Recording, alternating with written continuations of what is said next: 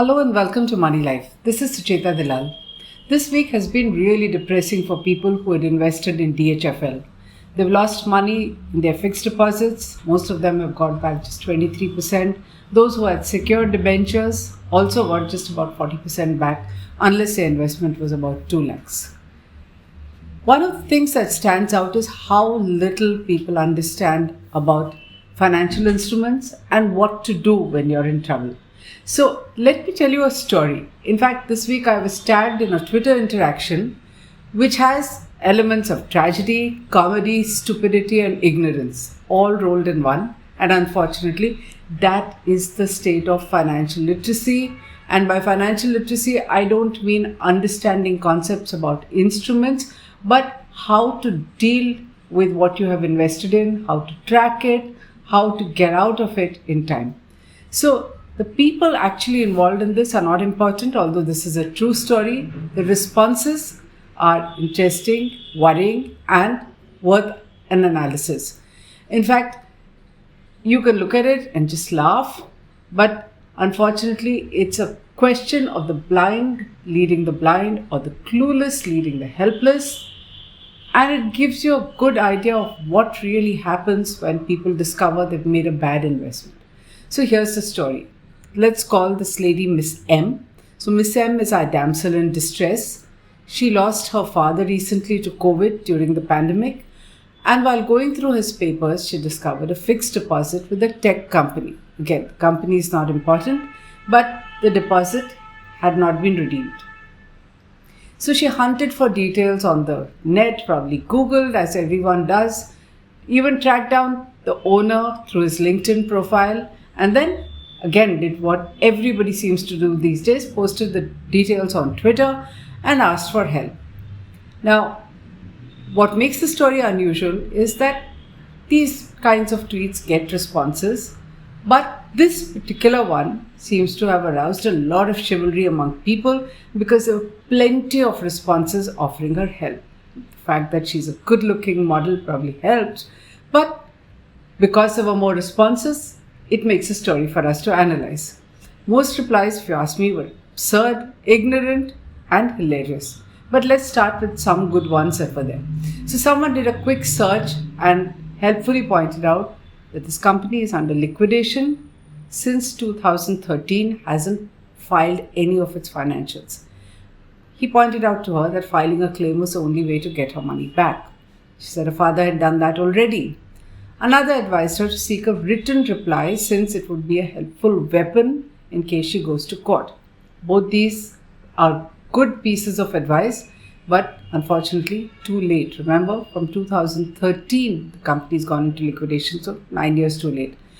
Now, our former trustee, the late Dr. K.C. Chakravarti, who was also the Deputy Governor of the Reserve Bank of India, used to say that when a company is finally declared a defaulter, there isn't a hope of getting anything more out of it.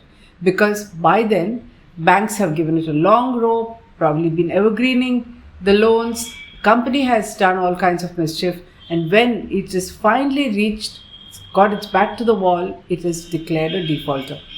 There's nothing more that the bank can get out of it. So once declared a defaulter, which is when somebody drags it into liquidation, and there is very little that can happen. By then, most options are exhausted. When the liquidation process starts also, the promoter quite often is hand in glove with the liquidator to take out anything of value from the company. The process itself is long drawn out and very little is ever left for people. And then there is a whole queue of secured lenders who get the money first and unsecured ones come later. We come more to that. The bankruptcy process was supposed to fix all this, but those of you who have invested in Diwan Housing, Yes Bank 81 bonds, all of you would realize that even in the bankruptcy process, the committee of creditors, who are all large banks and secured creditors, they get together to ensure that they get the best deal. In fact, Diwan Housing was scandalous because National Housing Bank, which failed as a regulator, 100% subsidiary of the Reserve Bank of India, which had refinanced DHFL, got 100% of its money back. In fact, it ought to have been held accountable, but National Housing Bank got all its money as against 23% and 40% with others. The banks took a haircut, but look who walks away. Similarly, rating agencies who were responsible for giving high ratings and fooled people have hardly been punished, not even a slap on the wrist. So, the few retail investors who tried to put up a fight were steamrollered because they are disparate, they are small, they don't have the great legal resources, and they could not put up the fight required to get better pricing. Why did this happen?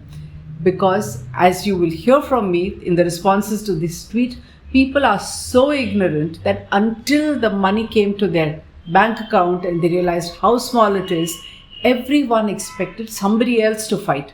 So you're sitting down, you're not even looking at what's happening, you're expecting the system or some regulator, you don't even know who that is, to take care of your interest. Life doesn't work like that. Now let's come back to Miss M.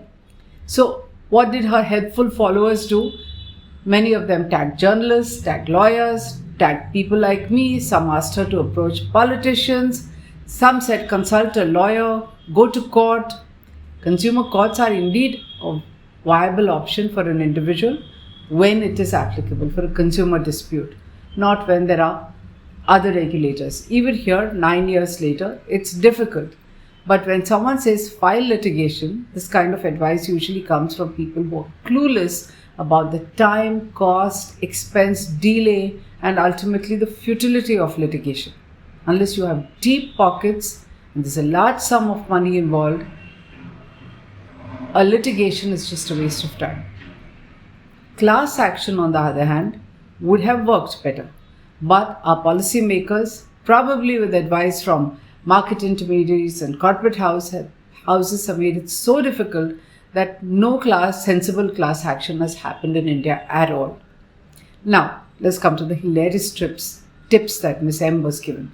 One journalist who was tagged said she wanted to look at the terms and conditions. Sounds very smart, but a fixed deposit, anyone knows, is unsecured.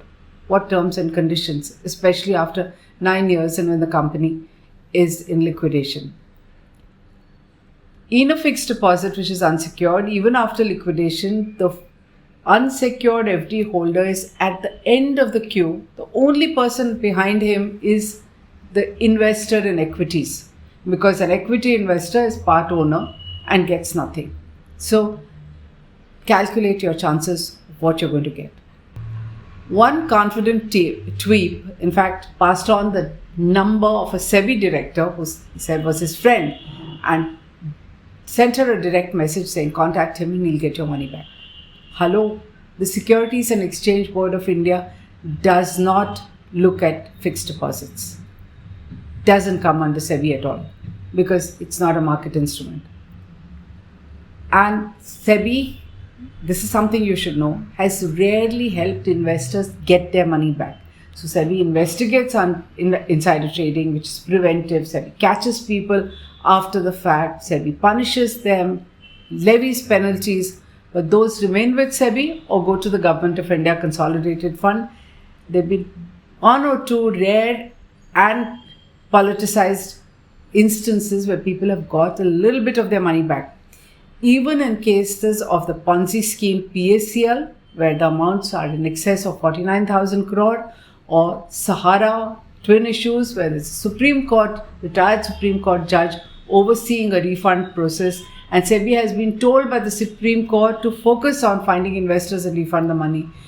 I think anyone who's invested is unhappy with how this process is dragging and how slow it is. So again, wrong advice. Another bit of misguided advice, file a first information report with the police. Second, hilarious, file a complaint with the Enforcement Directorate, said someone very confidently. Miss M actually took this crazy suggestion quite seriously and she asked him, do I need to come to Mumbai to do that? Our smart Alex says, don't worry, I don't think so. There should be offices in your town. The person doesn't even know the silliness of this advice because the Enforcement Directorate, as we like to call it, is an elite central financial investigation agency which operates under the Finance Ministry, Department of Revenue, And what it looks at is foreign exchange crimes and money laundering, which is from 2014 onwards under the new government. It is not your local police station. It is not even the economic offences wing of your local police station if you are staying in a place like Bombay, Delhi, Hyderabad, because even those like Mumbai will not look at a complaint unless the amount involved is 10 crore or more. And that's not what this fixed deposit is. Another wise guy had this reassurance. Says, if your amount invested is 5 lakhs, don't worry, you'll get your money back. Our friend is confusing a bank deposit with a fixed deposit. This is the level of ignorance. And remember, 5 lakhs is not like a guaranteed sum. If you're a bank depositor, just from 2 months ago, the deposit insurance has increased from 1 lakh, which it was for 25 years, to 5 lakhs. This happened after PMC Bank collapsed and there was such a hue and cry and anger. It was Yes Bank. So 5 lakhs is happening only in the last 2 or 3 months and only for bank deposits, not FDs of companies. As I said earlier, someone said file a complaint, someone said go to the centralized public grievance redress and monitoring system. If you ask me, realistically speaking, neither of these are going to work because the company is under liquidation. Not today, not yesterday, but 9 years ago. We don't know what money is left in that company. And remember, the Ministry of Company Affairs, which actually has to look at FDs, also has a serious frauds investigation office under it. It is notorious for launching investigations but never completing them. Again, record of people actually getting their money back is negligible. Yes, this won't sound good to you, but that is how bad the state of grievance redress and safety of people's money is.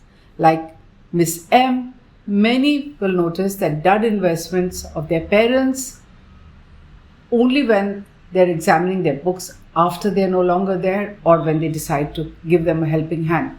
They usually Google, that's when they discover the horrors of what is going on, and then they tweet, they tag companies without bothering to find out who is responsible, who to hold accountable. What is worse is neither they nor their parents track these companies. Usually, I keep saying that there is enough of warning.